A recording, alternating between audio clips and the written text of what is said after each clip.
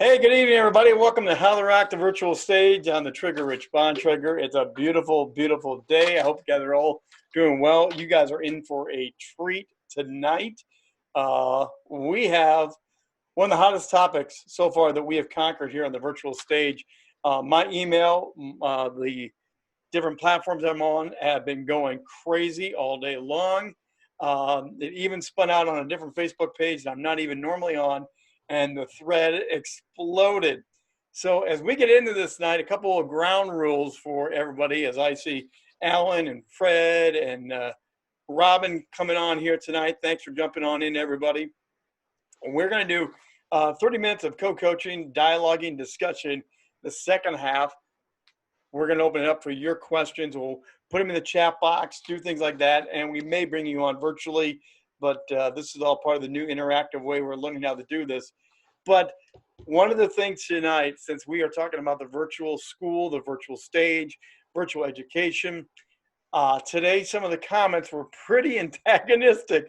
And Tyler, when we get into this, I don't know if you run into that or not, but part of the discussion is there's a very strong venom and energy of people either really want it or they want school back. So I just ask everybody in their own mindset tonight as we open up the discussion to let's be respectful, let's have a good dialogue, let's ask good questions, but let's not go down a rabbit trail that's disrespectful or anything else like that. We really don't want to go that direction. Tonight, Tyler Christensen is with us on How to Rock the Virtual Stage. Tyler is a teacher, but the real cool thing is he also has a new platform, a new way of reaching into the schools. He is doing virtual assemblies, and it sounds just like what you think it sounds like. He is literally trying to leverage and bring in speakers, leaders, special guests, and beam them into the classroom so teachers can have great content still besides what they normally are going to do. Also, part of the discussion here tonight, obviously, is how you do this better. And how do you make it for the teachers more engaging, the students more engaged? There's so much to cover here. So everyone give a warm welcome. And if you have the thumbs up or if you have the applause clap, or if you want to type in the channel, give a bunch of C's or yays or whatever you want to do. Everyone welcome Tyler Christensen to the show tonight with me. You're on, buddy. All right. Well, thanks for having me on. Just a little background about me. I am a teacher. I'm teaching elementary school right now, but actually my background is as a professor. So I taught educational technology for 10 years.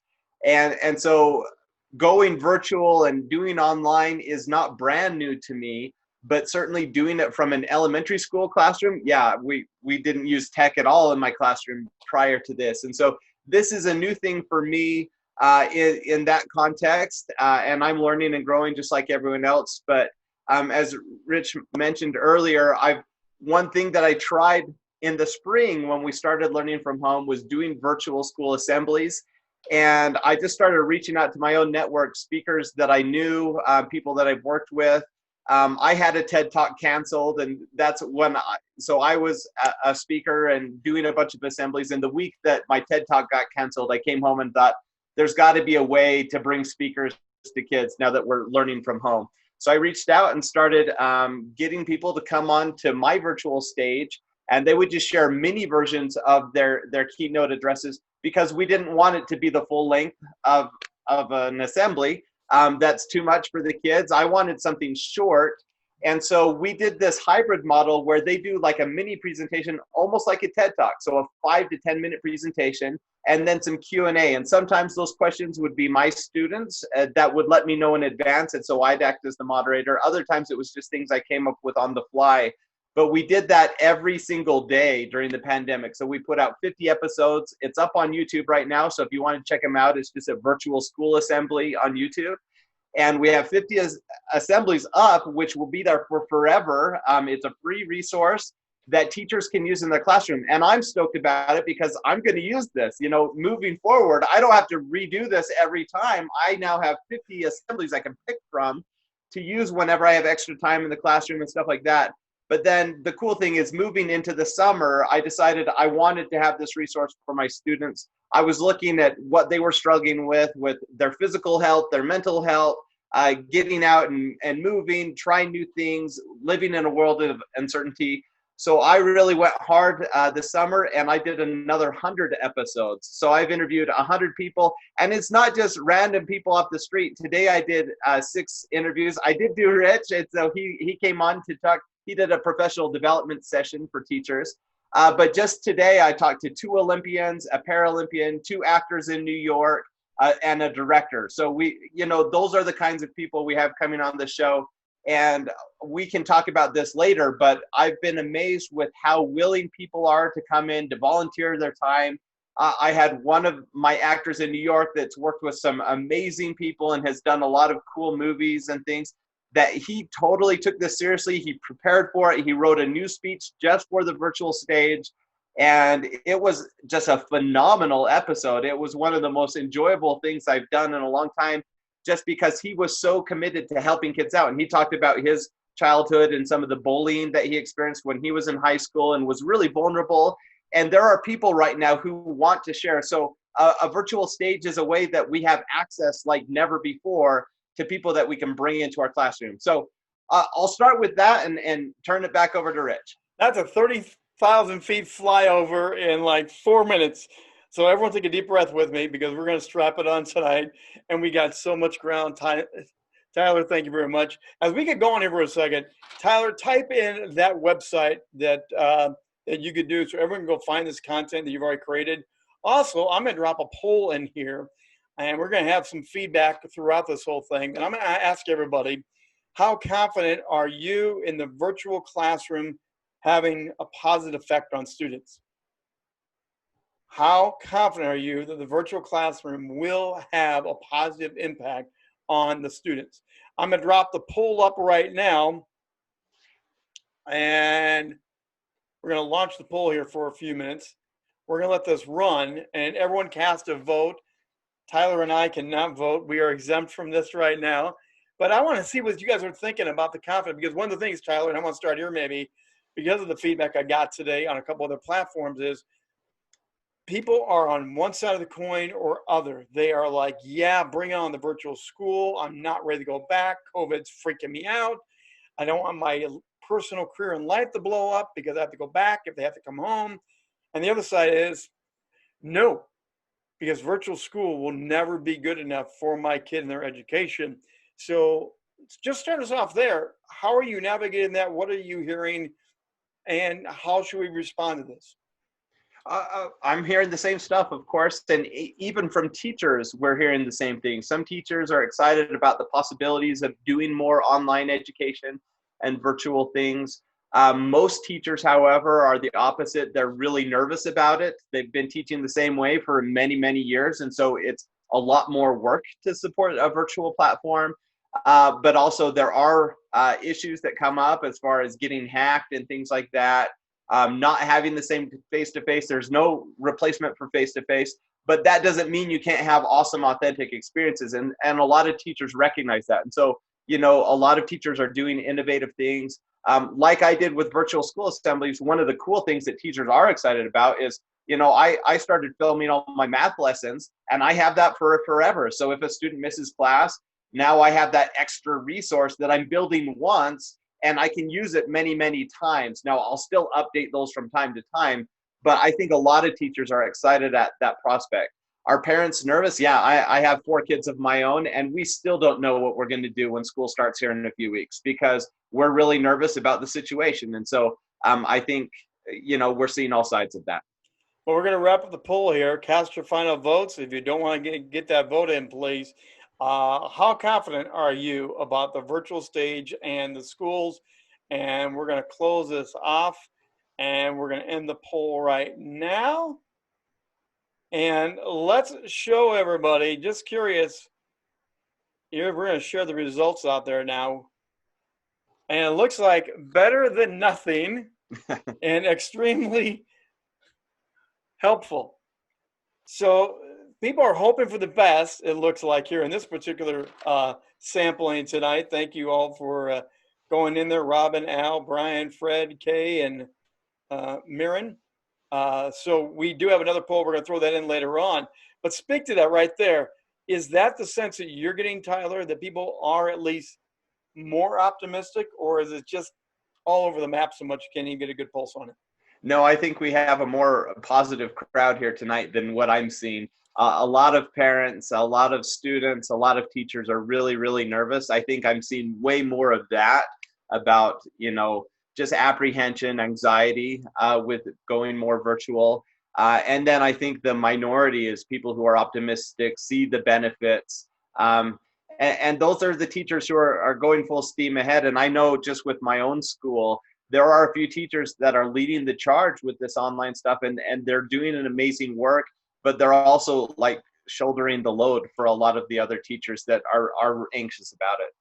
Now we're going to do some tips, some ideas to help everyone out to better do this. If you're a teacher, if you are a parent, we all play a part of this now. This is not just a student. This is not just the parent. And so I was on several Zoom calls today. In fact, one I just jumped off a little while ago is high executive leaders. The presenter this afternoon, one of them had their closet in the background. Highly productive female. She rocked it with engagement, storytelling, but we're looking at her wardrobe. And the other one literally had the camera. He was looking at a monitor in front of him, but the other one, his visual shot was coming from below his chin. So you're looking up his nostril the whole time. He's an executive that helped launch Xbox, okay? Presentation matters, everybody. And that's one of the biggest things that I think is the biggest struggle for so many of us when the school presentation. I know the teachers I talked to, Tyler, have said, I stink on camera. I have no idea what to do. Give some pointers right away to help everyone change to this school year. What have we learned and what should they be doing to make it a better engagement? Yeah, well, I think some of the things you already mentioned, obviously how you stage your virtual classroom is important, keeping the clutter away, tinkering around with lighting and sound and things like that. And I think a lot of teachers have done that. If they're just doing it straight off their phone or a Chromebook or something like that, that's not the end of the world. That can work just fine.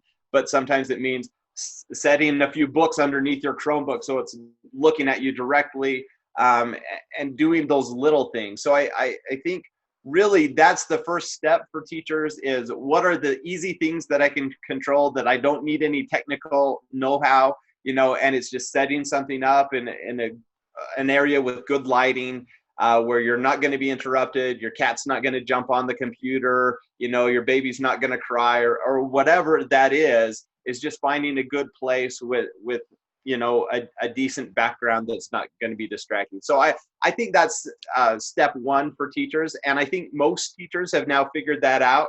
But like you, I'm surprised. I interviewed a really, really famous person, A-list celebrity last week, and he had drool coming off his beard because he'd just woken up and was, and so that happens. And sometimes, fortunately in an interview situation, you can bring that up and fix things on the fly, but that's not, when you're doing a parent-teacher conference or when you're talking to your students, as a teacher, you need to be prepared going into it. Well, and again, that's a whole nother thing. I never even thought of parent-teacher conferences. Wow. That's a whole nother conversation here. So I coach everybody, and you and I talked about this on your show. I tell everybody, stand up, present like you're in the room, in the environment. I was on another call today. One of the person was like, so what's your number one tip? I told them, and they literally, again, in the middle of the discussion, stood up, started to move, and they say, this is totally different. Should teachers be standing or they should be sitting at their desk like you are right now? And the last time we talked, we had a good debate about this. Yeah. I think a lot of it comes down to personal preference. When I'm in the classroom, as often, now I'm a mover, I'm walking around the classroom, I'm doing a lot of things. But when I'm not walking around the classroom, I'm often sitting on a desk. That's how I present. That's how I have more casual conversations with my students. That's where I'm comfortable as a teacher, and my students are comfortable with me in that situation.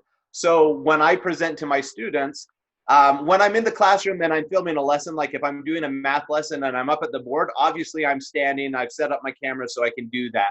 But if I'm just having a conversation with students and I'm going over announcements and talking about what's going to happen that day, or if I'm talking to parents and doing communication, I'm much more comfortable sitting, and I haven't had any negative feedback on that.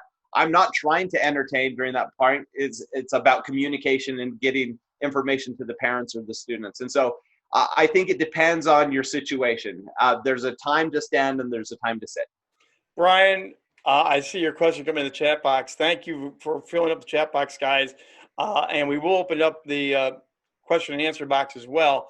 But Brian's asking the question that I talk about a lot of time: environments. What environment are you creating? Now, I use a virtual green screen. I can change my environments.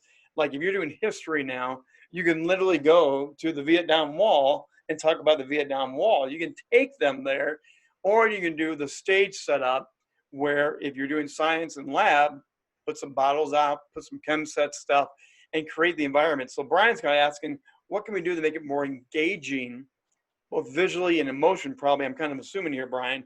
So Tyler, how do you do that? Should teachers go virtual? Should they go with props? What's the best way to raise that level with the environments? Yeah, I think you have a lot of the same engagement issues that you would have in a normal physical classroom on the virtual stage. And so as a teacher, some of the things that we do to be more engaging is we get away from lecture and we have more discussion based. We have, props that we show or visuals. We might bring in a video clip or an audio clip, and you can do all those things virtually. So the things that would be engaging in the classroom, you can find a way to do it on the virtual stage. Now, it might require a little more preparation. Certainly, when I have my students do discussion groups, if it's on a Zoom call, setting up those groups, and you can do it randomly, or you can assign certain people and have those breakout sessions. There are advantages and disadvantages to that. I love doing that because they can be in small groups. It's harder, like in a classroom, I can walk around from group to group, and virtually I can do the same thing. I can pop in from group to group, but it's not as seamless. It takes practice. And so, it's one of those things where you take your best practices from the classroom, you try to implement it on the virtual stage, and it's a lot of trial and error right now, at least for me, because this is new for me, and so I'm trying things out. But I've found that you can be just as engaging in a virtual environment. Well, and that breakout thing is huge. And like you said, as the host, you can jump in and jump out. You can go to table. And again, I was in some meetings today and we had a great time with it. You can also put a timer on them. There's a lot of things you can learn behind the scenes. And that's why people like Tyler, myself, and others right now are trying to coach this up, because there's so much to learn. Now, for teachers, they have lesson plans. They have things to accomplish. They have thresholds to hit and goals every quarter. One of the knocks I heard since COVID hit, everyone dove off the deep end. It was really dummied down. It was really simple. They were repeating lessons. What do you think the bar is going to be for raising the bar of education versus dumbing it down?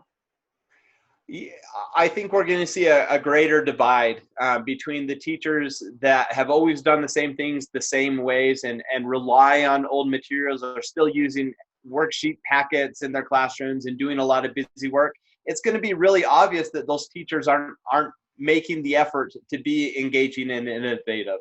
On the flip side of that, I think teachers that are really tackling this head on and trying to be engaging, I think that they're going to see that there are a lot of benefits to being virtual, that you're creating resources that you can reuse, that you're bringing in outside people that have never been willing to come into your classroom before, but now want to help out. So we're in this unique time right now where you can take advantage of a lot of free resources. People are making internet available for free in some areas, and other technologies available for free. Libraries are opening up a lot of their online resources.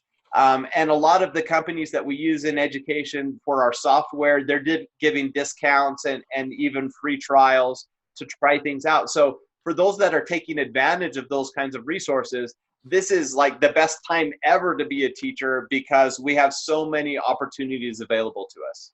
So we're going to put our next poll up here because we're playing into this conversation.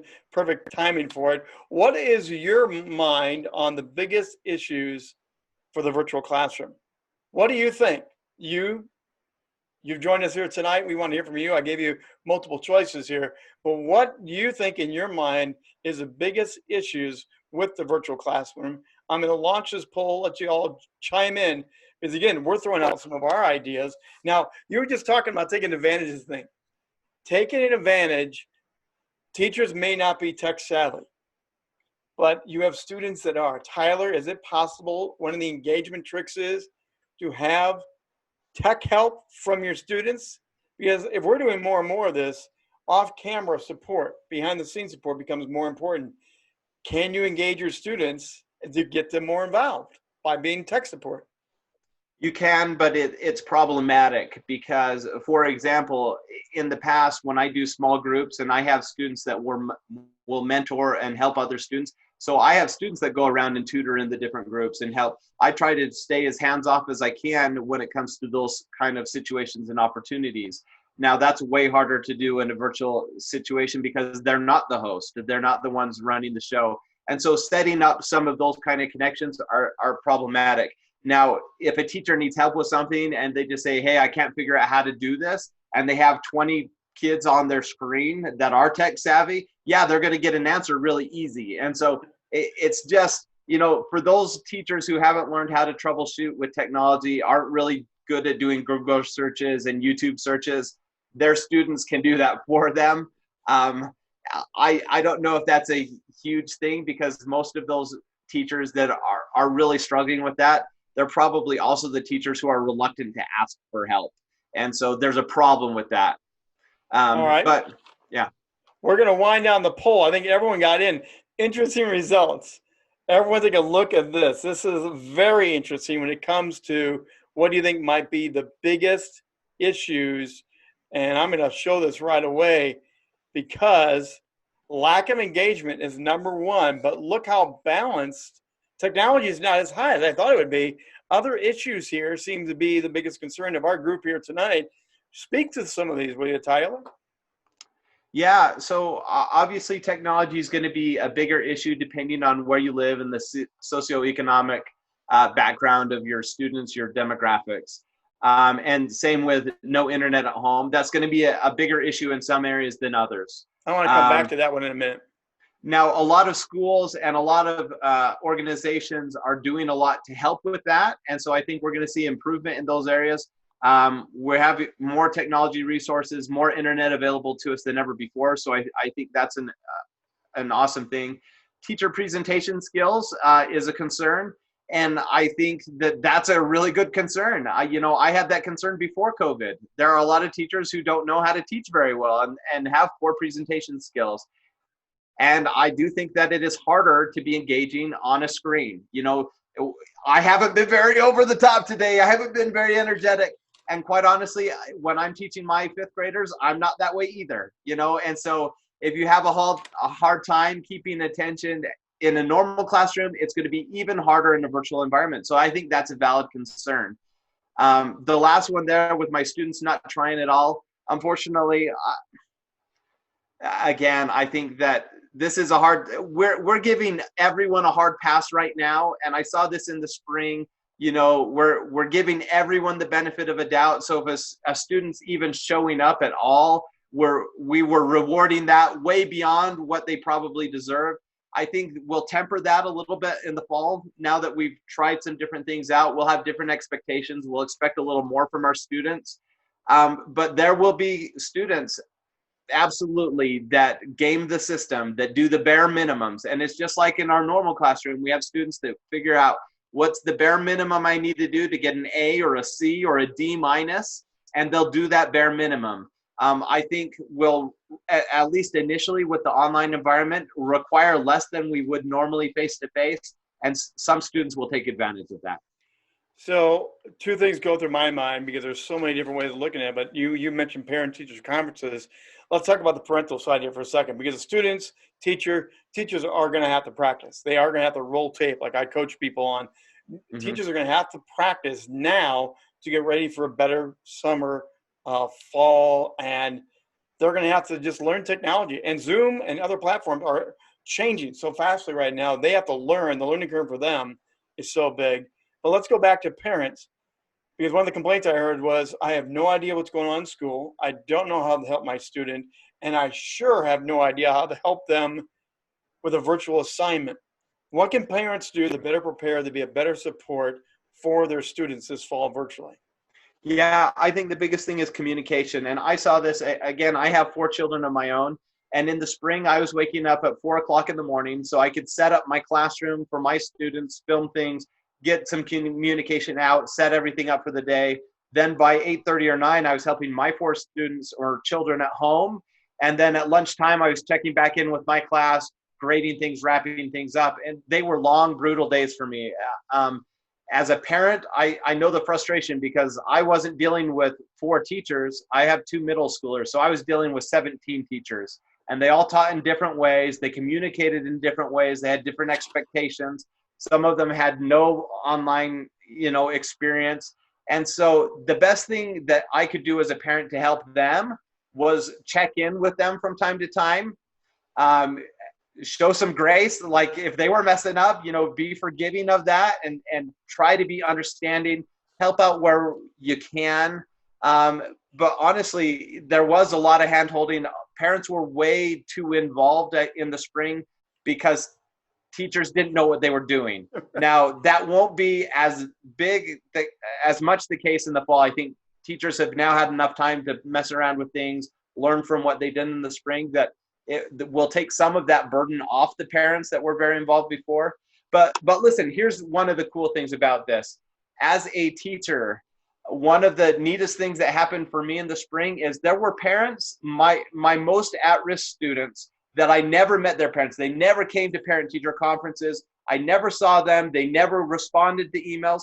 I could get them on Zoom calls. And so I met parents that I hadn't seen all year long that I could get on a call to catch up, talk about their kids. I had way more parent-teacher discussions that last trimester of the year than I did the rest of the year put together. And I think there's some real benefits to that. I was really upfront with my communication. I did YouTube videos every day for my classes and said, this is exactly what's expected. The parents could watch those. And so if parents are on board and teachers let them know where to go to find the information, parents can really be a huge help to you right now. I just saw a great chime come in through the chat. We're going to go in there in a second. In a few moments, what I'm going to do is make this so interactive, because we're trying to show you how interactive webinars and things. We're going to do this with you, everyone on the call tonight. I'm going to bring everyone in as a panelist. Right now, the dialogue is between Tyler and I. So webinars are different than the Zoom meetings. Zoom meetings, you have the Brady Bunch box. Some teachers are using that. Some teachers are using the Zoom webinars. So part of the experiment is learning this. So in a few minutes, I'm going to open it up. You're all going to become panelists. We'll all be back in this together. You'll have open microphones, and you'll be able to ask Tyler and myself questions to really get straight answers for the second half of the show. But the question here is, cancel the student's cell phone. One of the things teachers are competing with is the cell phone, the off-camera activity. Is there going to be, because policies of schools of no gum, no this, no that, how do you work to say a policy of phones down, pay attention, so you can engage? Is there any talk of how to balance that stuff? Well, it's tricky because if they're at home, you can't take it away from them. Their parents have to, right? And so when we were meeting face-to-face, my school has a no cell phone policy, so students can't have that. We had more issues with smart watches and notifications coming in, students texting from their watches. Because they couldn't have phones, and technically they couldn't have smartwatches either, but it was an easier thing to sneak in or whatever. So are we going to have issues in a virtual environment? And I will say this, whether you're face-to-face or virtual in the fall, there's going to be more of a hybrid model for everyone. There's going to be more online resources. And so it's something that we have to deal with. I just had my phone go off. We're going to have those distractions in the classroom. So it's one of those things. When I taught educational technology at the university level, I had an open technology policy. You could bring whatever you wanted to class. You could play World of Warcraft in the middle of class if you were willing to have that open so the whole class could see what you're doing. And we just talked about technology etiquette. Don't be a jerk. If you have a phone call, go take it out in the hallway. And so I think now is a similar opportunity, no matter what grade you're teaching, to talk about technology etiquette, to talk about cyberbullying, to talk about social media, and how you can utilize those to your advantage as a teacher, but also just how to be a good human being and be respectful. So we need to have those conversations. It's going to open up a lot more discussions, a lot more. So while I'm going to bring everybody in here, but while I'm doing that, Give us one or two of the best new tips that you could give teachers for this coming year. What are the top three things that Tyler would say, teachers, really focus on this? It's going to set you aside and help you keep rocking as we get rolling this year. Yeah. Number one tip, divide and conquer. If you're on a team, if you're in a grade level team or a content level team, don't be doing all the same things as everyone else. So take ownership over one area of expertise and really master that and make those resources available to others. And other teachers will do the same for you, so you don't have to all reinvent the wheel.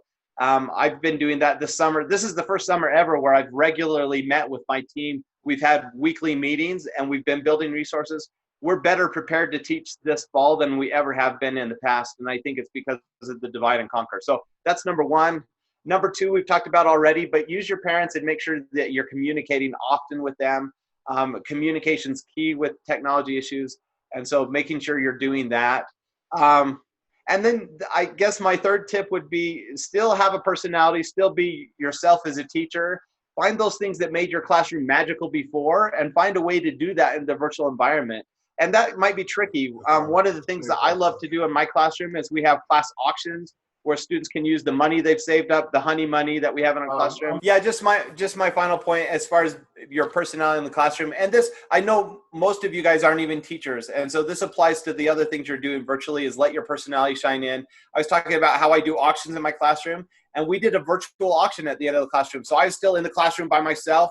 I had all my students in a Zoom room and they were doing the auctioning and bidding on things. And then it was awesome for me because I got to drive all over the county to deliver their ukulele to them, or their drone, or their skateboard. We have cool rewards in my classroom.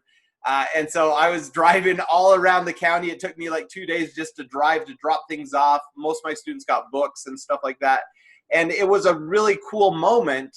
It was something we would have done normally in the classroom. We found a way to do it virtually. And so we still had that moment as a classroom. And you can do that no matter what your profession is. So we're going to open this up. I'm going to ask everyone to do what we would do in school now. This is one of the techniques. If you want to ask a question, raise your hand up on the video screen. And we are going to open this up so everyone can fully participate. And then I will mute you, and you can shoot your question off to Tyler or myself. We both coach this.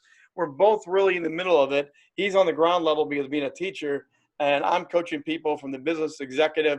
They're all dealing with the same things right now. So everyone's got a question, raise a hand, and let's start firing away. I can't believe this crowd is bashful. All right, Brian, give me a second here. We'll get Brian to come on and join us. All right, Brian, you should be good now. Okay. I think am I being all right? Good. You're good. Hey, thanks for putting this together, gentlemen. So I'm not a teacher. I'm a scoutmaster though. So I've had a lot of experience hosting virtual trainings with kids as a result. And I have two kids, one in middle school, one in high school. And honestly, last spring was a complete waste for them. They were completely unengaged. They were checked out. The teachers were having just amazing problems with pivoting from a live classroom to a virtual classroom. No fault of their own. I mean, it was just an abrupt thing, right? So, there's a definite new set of skills that, as a speaker and a coach, that are required to be able to keep an audience engaged. It's hard enough to keep adults engaged, with our content when you're delivering that in a virtual environment, let alone an 11-year-old. So, I guess my question is, are you aware of specific programs that are being provided to the educational systems, the middle schools, the elementary schools, the high school teachers and educators, to help get them, to help them pivot their material so that they can actually deliver it in a way that is meaningful, engaging? It's one thing for you to bring props to the screen. It's a whole nother thing to get those kids to be engaged. And I came up with my own set of standards when I was running troop meetings to help do that. But it took a considerable amount of thought. Yeah. Great question. Tyler, you want to take that? Sure. Yeah. And so I'm a former Scoutmaster myself. So I Cool. understand how challenging that can be. And with my two boys that are in Scouts right now, they just stopped. There's nothing that has happened since COVID. And so I understand. You can join our troop if you want. We're going. Perfect. So it is a challenge as far as what that's looking like in the classroom. Our district and our school has been provided resources, and we are pivoting as a school. So I don't know if it's going to help with meaningfulness and engagement right now. Right now, it's just figuring out technology and getting resources available. So it's the bare, that minimum level. And I think we'll see that in other areas. So, with scouting and things like that, I think we're starting again at the ground level. And it's figuring out how can I best communicate, how can I best facilitate different things. And it does take a lot of extra thought right now. Now, the good news is you do the hard thinking now, and it's going to serve you for years and years to come. And so when we need to pivot in the future, when things go and we need to do a virtual meeting periodically, right now it's all the time, but in the future it will be periodic. You're going to be much better equipped to deal with that. As far as specific software and things like that, I don't really have any recommendations. I know that my school's moving to a new platform to facilitate online learning, but we haven't done it yet. So I don't know if it's awesome or not. So I'm not sure yet. Great question, Brian. By the way, there are coaches trying to get out there like myself to get into school systems to have that very dialogue and very question go on, because there's just so much, and they want to make content, but they also do want to deliver it well. And it's a whole new playground for them. And I've talked with 3 other people, Tyler, like yourself, that have said, yeah, our school is getting something new. We don't know what it is, and we're 5-6 weeks away from it. And so the learning curve for teachers right now is very high as well, right? Yeah. Anyone else got a question? Okay, Fred, let me bring you on here. And Fred, you should be unmuted now. No, hang on. There, you should be able to go now. Good? I'm good? Yep. Okay. From my personal experience, right before COVID hit, I was in an auditorium with 390 kids, presenting to 390 kids. And Tyler, I want to just say something about sitting down. Mm-hmm.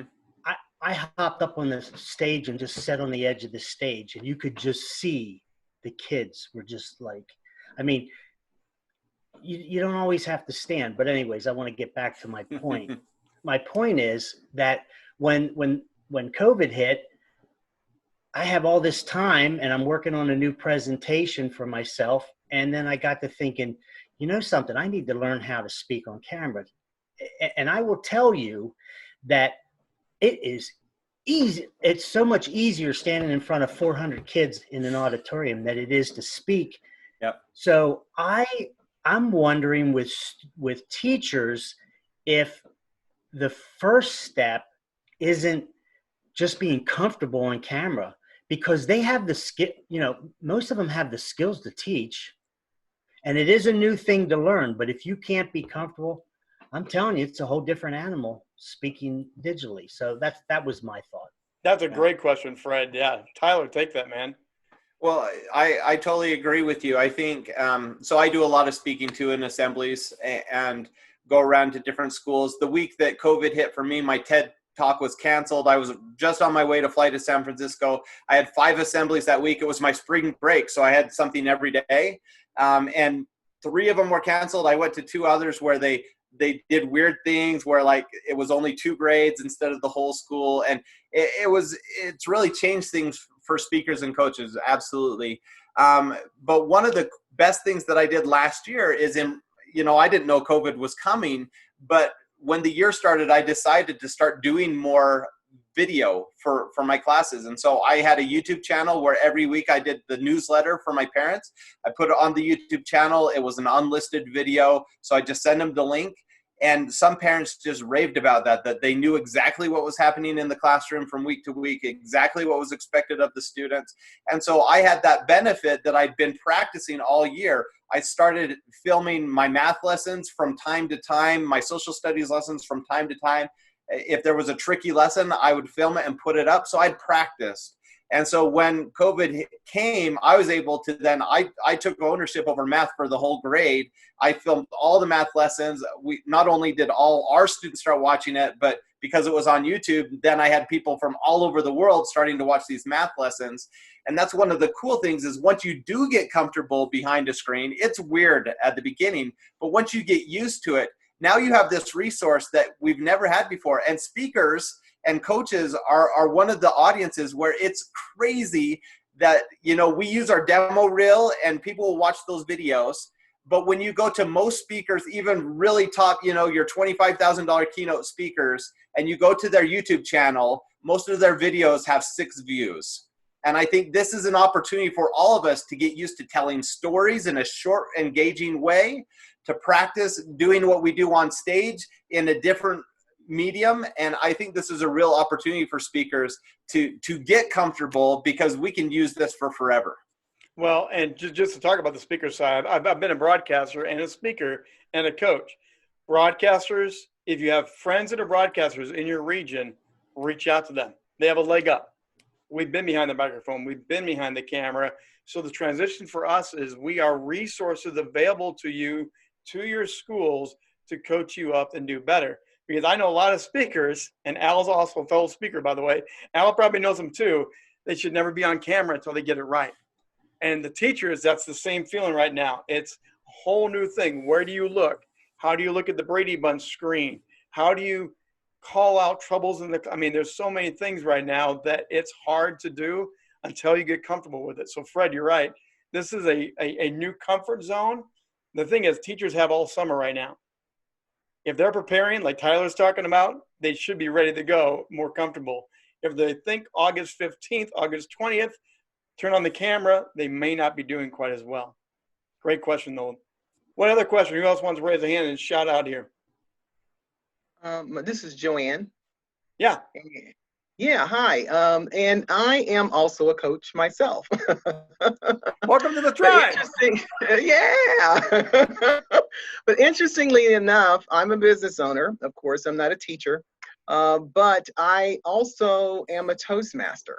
And I actually started a Toastmasters club that's called the Vallejo Entrepreneurs and Business Professionals Toastmasters. Now, we used to meet in person, but of course, when COVID hit, we had to pivot. I call it the pandemic pivot. So we had to do the pandemic pivot, and and now we're all on Zoom. And what Brian was saying, I totally agree with. You totally have to learn how to, when you're speaking in front of a group of people, is very different from the camera, making sure your eyes are geared toward the camera and not wandering, because I think it took a while for people to kind of get used to that. And while we miss doing public speaking in person, I think there's a greater appreciation for the fact that because everything is so virtual right now, that everybody is understanding that this is an opportunity for you to learn public speaking skills on camera. So all of the Toastmasters Club, just so you guys know, are on Zoom. And it really doesn't matter where you are. You can pretty much join the Toastmasters Club, and the price for that is minimal. You know, it's ridiculously low. It's very reasonable. And I really encourage that, because it's definitely an opportunity. You get to determine when you're going to speak. You sign up for it. They don't sign you up. But just meeting every week and getting that chance to speak in front of others and getting feedback, actually, because there's evaluations that come with you giving your speech. So that's an added bonus. So just something I thought I'd throw out there. No, that's beautiful. That's wonderful. Thank you. Tyler, what are schools doing, by the way, to better coach people? What are they doing? Are you guys having breakouts? Are you guys having discussions of let's practice together? Is there any of that going on? Not much. Over the summers, I think most schools, like my school, have tried to be hands off to let teachers, you know, take a summer, do the things they need to do on their own, not be overwhelmed by meetings. Now I'm meeting with my team, but that's something we decided to do independent of the school. We just wanted to do that. But most schools don't have any mandatory meetings during the summer and things like that. Now, I think most schools, again, like my school, will probably start their training. Usually the first week or two before school starts, you do professional development, and they're not hiring a lot of outside speakers. Budgets have been slashed. And so there is some virtual professional development going on. But I think teachers will have more time coming back early to work through things together, to meet with their groups together and go through things. So I do think teachers will have more support early in the year than they're used to having. Awesome. Al, I'm going to bring you in here, Al. Awesome. Al and I just met the other day, and Al's already hanging out. We're spending more time together than ever before, Al. Joanne made a very good point about Toastmasters giving you the opportunity to speak virtually. I've been running an alternative. I've been in Toastmasters since the 1980s, and great organization. 3 years ago, I started a thing called the Public Speakers Club because I wasn't pleased with the amount of stage time I got at Toastmasters. So the Public Speakers Club meets every single week. If you show up, you get to speak every single week. Since March, we've been doing it online, and beginning next week, I'm doing it twice a week. So you show up twice a week, you get to speak twice a week. And Fred, Brian, Jackson are part of my group. You show up and you get an opportunity to speak 1, 2, 3, 4, 5, 6, 7 minutes. We provide some positive feedback and we help you understand, yes, you do look at the camera because that is your audience and you get a chance to work on that. So we're encouraging anyone who has to speak in front of a group, teachers or speakers or just anyone who wants to work on their virtual presentation skills to show up and work on those skills. So you're absolutely right. It's practice. We videotape everything. We send out the videotape afterwards and watch yourself, listen to yourself and decide, was I really engaging? Did it work? What do I need to work on next time? So yeah, you're absolutely right. Toastmasters is a great place to be bad. It's a great place to work on your skills. And I just didn't find the opportunity to speak, 4 or 5 times a year to be enough. So I figure if you can get a chance to speak every single week, then that more is better. So, but every opportunity you get is a good opportunity. So I just wanted to put a plug in for my Public Speakers Club that meets virtually. And now we're actually doing it so we can include people in Europe. So we're doing a program that is convenient for European time as well. So wanted to throw that out there. Thank you, Al. And yes, practice. Broadcasting, going all the way back to my early days of broadcast when we rolled tape and we had to cut and splice and do all that. That dates me there. But we would roll everything, review everything. And one of the hardest things for broadcasters and for most speakers is hearing your own voice on tape coming back to you because you hear it in your head. You do not hear it through the room.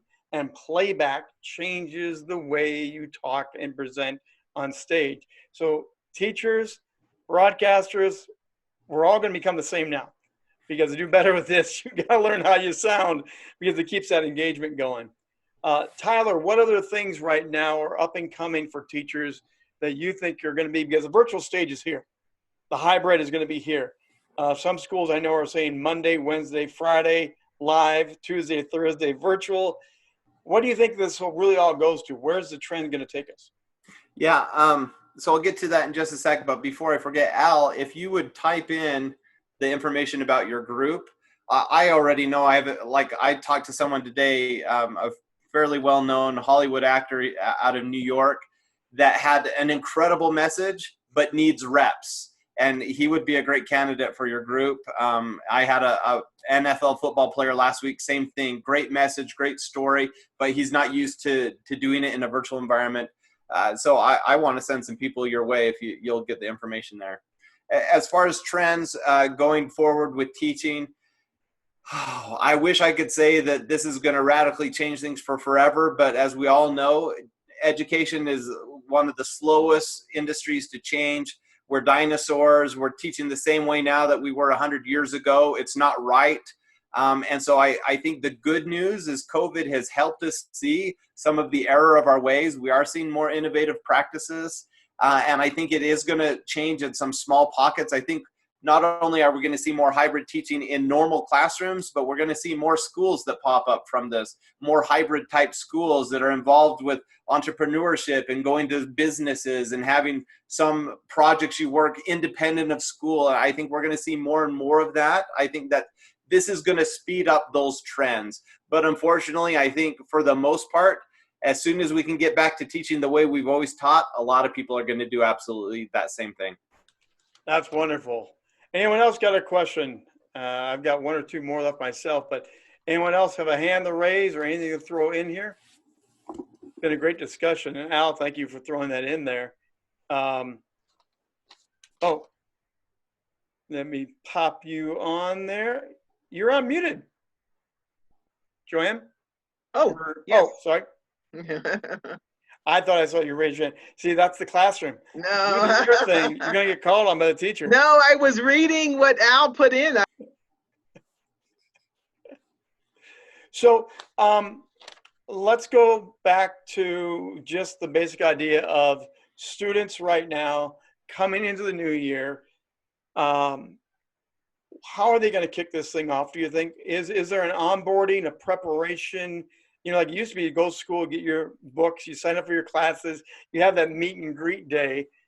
Since it's virtual, how are they going to get the word out and let every student know, here's your meet and greet day, come on into the first assembly?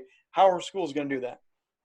Well, our school normally has no correspondence with parents and students over the summer. This summer, we have almost weekly emails going to parents. And we've already talked about the meet and greet, how to do it virtual. If you want more FaceTime with your teacher, you can set up a Zoom. So it's almost like parent-teacher conferences, but before school even starts. Our school's been doing that. And I suspect a lot of other schools are doing similar things. So I do, you know, we're taking this seriously. The education profession is trying to do the best to help with kids out there and work with parents. But it's a district by district basis. So, you know, it's going to go really well in some places. And like we saw in the spring, some places are just going to really struggle. So it is what it is. Tell us more about your school assembly, please, in the little bit we got left here. Tell us more about the idea of beaming in guests. Can it be classroom to classroom? Can it be a big school assembly where everyone zooms on in? You have 300 students. How are you presenting this? What's going to happen with the school assembly? Yeah, so the way I've done it so far is I've just brought guests on and it's just me and the guest. And so I'm asking the questions. I'm recording them, doing some editing. So in post-production, I'm putting on some B-roll during, you know, their introductions and things like that. So it's been a fair amount of editing, a lot of work for me. It's been my full-time job this summer. So instead of getting paid, I'm putting thousands of dollars in man hours into it. But the cool thing is I was doing this even before COVID, where every once in a while I would have a guest Zoom in and talk to my classroom, just specific to my classroom. And often fortunately, I know a few celebrities, so I'd have an actor or a professional athlete and they would Zoom in. I think any teacher can do that at this point. I think if you wanted 5 celebrities lined up in your class before the school year started, you could start doing some outreach now on social media and line up some pretty awesome guests that would be more than happy to come into your classroom. So I'm hoping virtual school assembly kind of sets the stage for that there'll be more of that outreach going forward. But, you know, the way that we've set it up is I'm just presenters are coming on, they're sharing a short message, I'm interviewing them, and then we're putting it on YouTube. So we have the first 50 episodes up. Once school starts again, we'll do 2 a week. And I'm pre-publishing for the whole year because once I'm teaching, I'm not going to have time for virtual school assembly. So I'm putting up 100 episodes before the school year even starts. So you're pre-producing and bringing it in. Fred, I'll be with you just 1 second. What about the teacher that wants to say, beam them in and let's do it live? Is that even part of the discussion, or do you think they're going to go more to the canned 10-minute talk, make sure they get them done, they rock on out of there? That's a question for administration. In my school, if I wanted to have a speaker come in and it was taking away from my normal curriculum time, there could be a problem with that. And so I would be really nervous about just bringing people in willy-nilly and to speak to my classroom. If I wanted to do that with the whole school, I'd set it up through administration and we'd set that up. But I think teachers need to be careful with how they facilitate those kinds of things, just because we try to do, what's consistent with the rest of the school. Perfect. Fred, you're on. What question you got for us? I'm just wondering, so where's the opportunity for a youth speaker to come in, to replace the auditorium speaking gig? Yeah. Where's the opportunity? I'm not an A-list actor. Yeah. I'm not an NFL. Who do you contact, football Tyler? star. Who do you reach out to? The administrator, the principal? Because there's a lot of questions about that, Fred. How do you get in that pipeline? Yeah, you can reach out. I would reach out to superintendents and to principals first, but often the way to get to them is through teachers. Now, I've had a lot of professional youth speakers come onto my show. We've had David Flood, we've had David Rendall, Mark Black, Joe Fingerhut, Rob Foray, some pretty well-known youth speakers, and they specifically sought me out because they wanted to practice their virtual presentations on a small stage before taking it. I know right after Joe Fingerhut did his presentation for me about a month ago, he started booking virtual presentations at his normal keynote fee. And he said, I've practiced it. If you want to see an example of my work, it's on Virtual School. Actually, his isn't on Virtual School Assembly yet, but I've had other speakers do that. And so it's outreach. You'll need to connect with the normal people that you connected to get booked for live engagements. They're booking virtual engagements. Now, not all of them, and probably not for your full fee. But that is happening. I mean, and some people are killing it. My friend Clint Pulver, who's a drummer, he has a very high keynote, and he's with the Premier Speakers Bureau, and they're just shopping him around like crazy because his virtual presentation with the lights on the drums and stuff, I mean, it's dynamic. Jason Hewlett, the same thing. I mean, they're getting a lot of virtual gigs because they're really well known, but also because they're doing the outreach. So any speaker can be doing the same thing. It's just reaching out and seeing how you can fill a need. That's fantastic. We got just a few moments left here tonight. I want to let you guys know next week, Angela Stillwell is going to be on. She's the owner and founder of Speaker Consultant. She does the untapped strength. So we're going to have a speaker back on to talk about the virtual stage, how she's leveraging it, how she's doing exactly what Tyler was just saying, how she pivoted and kept the career going. So if you want to learn more about speaking, the virtual stage, coming up in August, we're going to go to Australia. This is the coolest thing about the virtual stage. I've been in India, Germany, I've been in Canada, been in Australia. The virtual stage has opened up the passport to bring people in from all over the world to learn other perspectives. And we're going to have a gal on August 26th. Janet's going to join us, and she's going to be talking about helping people get through the rough barriers of life, the transitions that COVID is causing, both for your career and personally. So it's speaking, leadership, and life. That's going to be really cool. We got more coming up as well, but I want to highlight those. And every Wednesday night, we are live doing a show like this. So if you want to follow, drop your emails in. We'll get you on our email list. And also, I want to make sure, Tyler, do you have any special gift, anything you want to offer or connect with people before we close out the show here tonight? I don't, but it sounds like a few people might benefit from being on my platform. I'm wrapping up all my presentations this last week. It's my last week for recording. But if you would really like to be on the virtual stage and doing a school assembly, you can go ahead and contact me, and we'll see if we can find time to record in the next week or so. And if not, maybe we can table that and I can put you on my wait list for season 3. So it sounds like that's something that might be of interest to some of y'all. Why don't you drop your email into the chat box? Everyone, by the way, if you do not know this, the chat box has those 3 buttons, those 3 dots side by side by side. You can tap on that when we're about ready to close out, and I'll give you a warning. Tap on that, and that saves all the chats, all the emails, all the links. You can download it, and then you drop it into a Word document, and you can actually look at it. So make sure before the show winds down in a moment to hit those dots, save it. That's one of those interactive tools that people are just learning about, and every teacher, every presenter should be using that. I want to let everyone know that I do a 30-minute free consultation. I want to help people, teachers, speakers, leaders get better at this. If you want a 30-minute consultation, I give you 3 great points. I also have other services, but we have a dialogue. We do a Zoom call. You ask me questions. and we hopefully get you rocking better to keep you going in the next direction. If you are interested in that, I'm going to drop my email in here, and you will be able to get free access to that. And I'm happy to help you guys out, go to the next level of what you're doing as well. I hope this has been helpful tonight. I hope this conversation has only begun. I know Tyler and I are both being pulled into this in a lot of levels. I've already got 2 other people that I'm going to be bringing on to talk about this from different perspectives, because parents are being affected, students are being affected, schools, because of their budget, like Tyler said, are being slashed right now. So how do you do this? And the school year is right around the corner. So I encourage you guys to follow along. Come on back. Tyler, any final parting shots for everyone here tonight? No, I mean, a lot of you guys are coaches, and you're, just like the rest of us, our world's been turned upside down with COVID. So, just keep doing what you're doing. The fact that you're here shows that you're interested in improving. You're being creative and innovative. So, I applaud you and your efforts, and I think things are going to turn around. But even if they don't, I think there's a ton of opportunity right now coming out of this virtual environment. So if you're developing the skills, you're going to have a lot of opportunities moving forward. Let me tack onto that as we say goodnight to everybody. There are more stages appearing. It used to be, it was always the rock stars, the John Maxwell's, the Tony Robbins. There was all of that.